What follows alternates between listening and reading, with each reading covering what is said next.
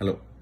I've been meaning to do this video for I don't know for how long, but I needed to get it right, and I was going through a lot of topsy-turvy emotions, so I didn't want to do it. But I think it's just about the right time for me to be able to do this video. A few days ago, the Prime Minister Narendra Modi came out and asked for everybody to stay indoors. He said we will do a 14-hour Janata curfew, and most of us really abided by it. But as usual, in a country where there are 1.3 billion people, you expect some of the information to be distorted and some of the people receiving the information to not receive it properly. We had mass gatherings, unbelievable gatherings of people. Obviously, the intent was to celebrate our health service workers, the doctors, the nurses, and give them the fillip that they require for working over a period of time. The gesture is very well appreciated. But the hindsight of it, what really is this coronavirus? You've had a lot of doctors talk about it. But I just wanted to point out one thing. About 45-50 days ago, the Indian cricket team was on tour to New Zealand.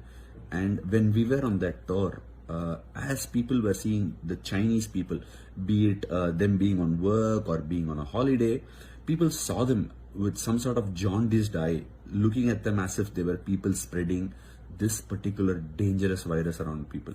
Why is coronavirus so dangerous actually? It is not the magnitude of the virus itself, but the fact that it is not easily identifiable.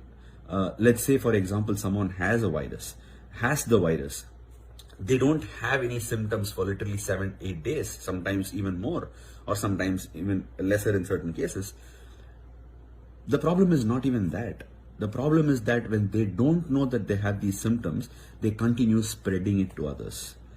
So whose problem is it really? It's very easy as a community in our country to put the blame on someone. It originated here. It happened here. This is what happened there. They are responsible.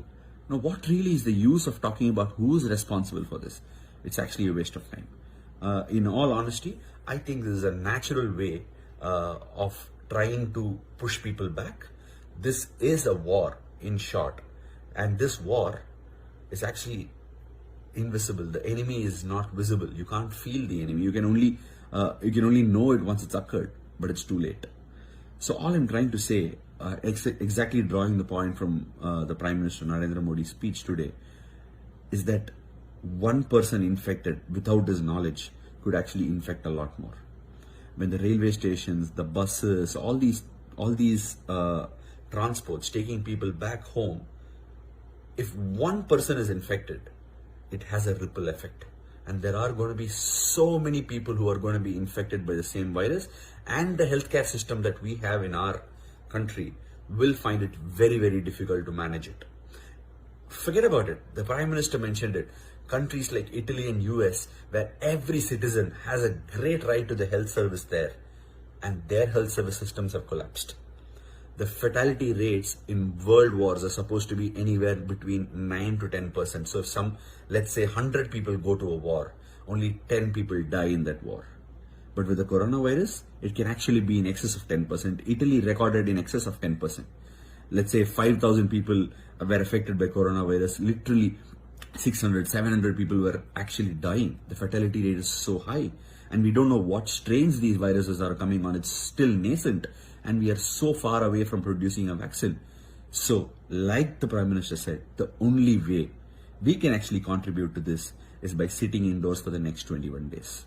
It's a plea on my behalf, not because it's the Prime Minister said. I'm sure a lot of you have different and contrary opinions to anything that's being said in this country. But in this particular case, in this case of emergency, I think the Prime Minister has actually hit the nail on the head, and our job is to only get behind him and rally behind his 21-day isolation inside our houses. Thank you so much for listening. And one final point before I go away. Remember, you're not... I'm sure everybody's got different yardsticks. People are looking for survival. People are looking to put bread on their plates on a day-to-day basis. They all will struggle. But all these struggles are not larger than life. Is not larger than the next generation that we can actually protect. Imagine losing Forget about actually people getting affected. Imagine losing your parents or young ones inside your house, losing them because of your own self or because of an irresponsible community act by someone else. You can't stand it. It's just not possible. And the Prime Minister rightly said, if we do not hold these 21 days, the entire country will go back in time for 21 years. And he is right. Because if this ripple effect continues, our healthcare system will completely crash. And the efforts that are being put in by the doctors and health service industry today will mean nothing at all.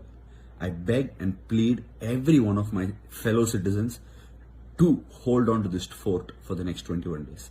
Thank you so much.